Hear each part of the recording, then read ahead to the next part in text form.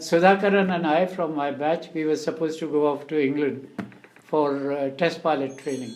Sudha was still bachelor. So we arrived there, and that was another very interesting shock. We learned more than test flying. We learned also how to speak English. It was quite a funny experience.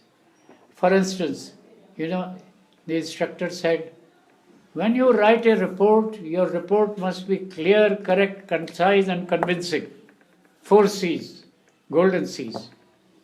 Now, that evening, we had a party in the mess called a dining and night. Very formal until you drink the toast to the Queen. Having toasted the Queen, then all hell breaks loose. So there was a game going on, a billiard ball put at one end of the room and a bucket at the other end. And we were in suits. You were supposed to sit on the billiard ball and carry it and drop it in the bucket across. Not possible. Certainly not for me. I don't have the shape for it.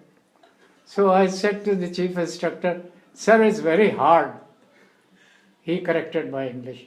"Oh, you mean difficult, of course."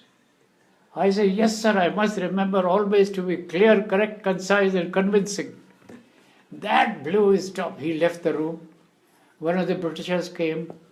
"You were doing very well on the course so far. Now you can forget coming to the top." And can you imagine when he wrote my report, it was very, very clear. He was writing, "You fly well." What he meant for a bloody Indian. It was so clear, I could virtually read his mind. But who cares?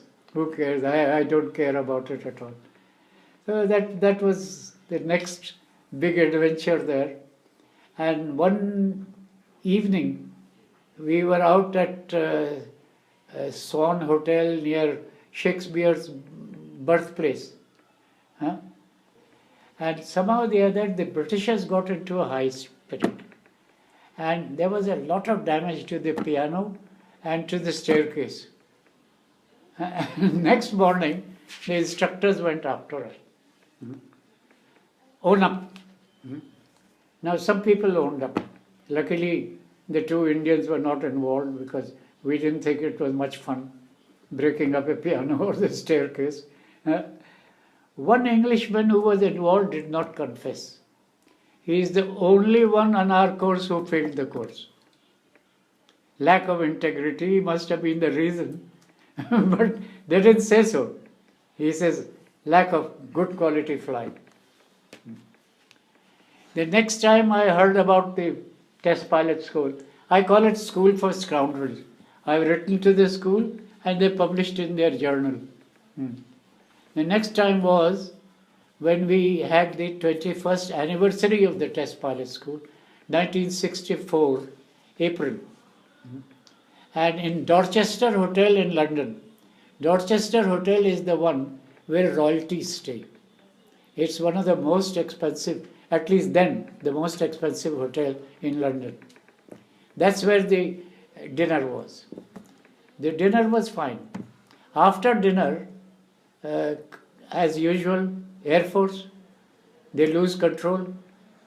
Can you imagine? I was wearing a black achkan and a churidar pajama, and the only one who was not in a dinner jacket.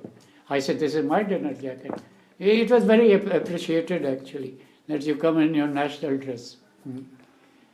After I left, I heard the next day, number of pilots were hanging from the chandeliers and making greater and greater circles. And can you imagine, the hotel wrote back to the test pilot school, "It was not a pleasure hosting you, and please do not come back again."